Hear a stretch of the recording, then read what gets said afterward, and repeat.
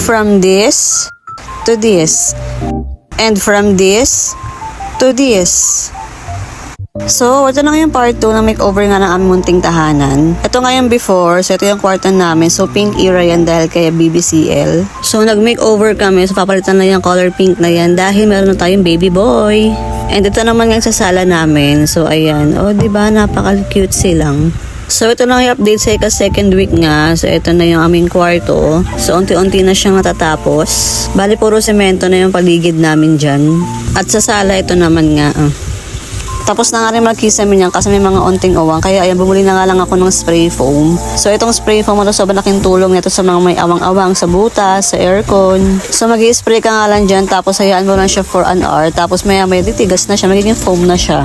Then puputulin mo na nga rin mga excess na foam niya. Nilinisan na nga rin ng daddy ko yung aircon namin para nga bago isalpak is malinis na nga siya.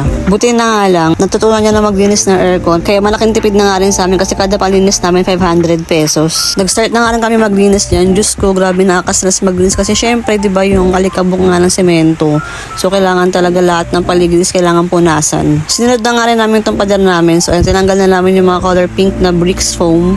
Thank you sa 3 years. Uy, grabe napakatibay din ng foam na to Tapos ngayon nga, puro white na bricks na nga ilalagay namin dyan. Ayan na nga siya. So sa kabilang side din, puro white na bricks na nga lang din dyan.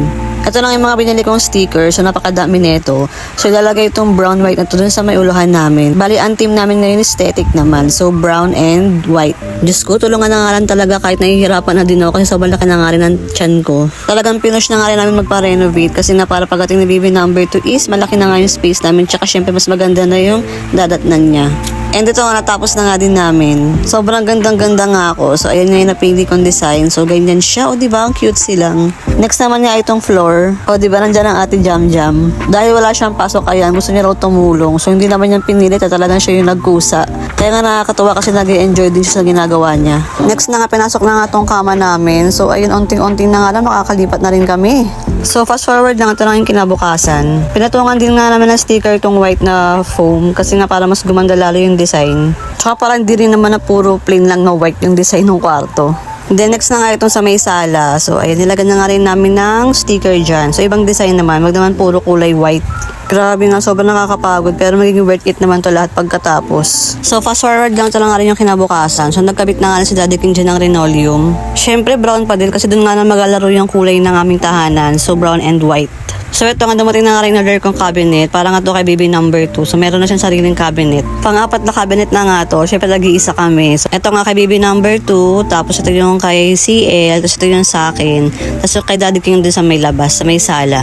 Saka ito nga kinabit na ng Daddy King yung bagong binili ko na CCTV. So nag-invest na nga kami ng Daddy King sa mas mahal na CCTV para nga quality. At pang matagalan na nga kasi Daddy King binili. Diyos ko, ang hirap na gamitin. Lagi na siya naglalag. Tapos kahit may memory card siya, hindi na siya nagre-record. Ganda, liwanag, tsaka ang lawak. Ang lawak ng sakop. Kasi yung dati namin po talaga saan kailangan ng pa-aerotape para makita mo yung kabilang side. Ang linaw pa niya, nakatuwa.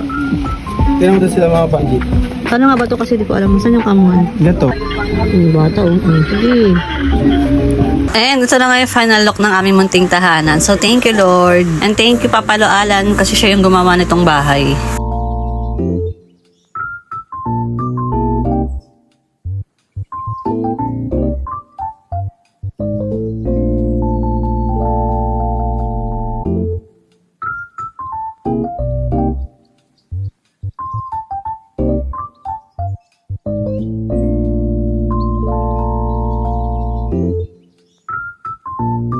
Ayan nga, we're so happy and blessed talaga na finally tapos na nga tong bahay. Kahit maliit na basta ayusan mo lang, ayan, perfect na yan. So, ayun nga lang. So, hanggang dito na nga. So, thank you for watching. Bye!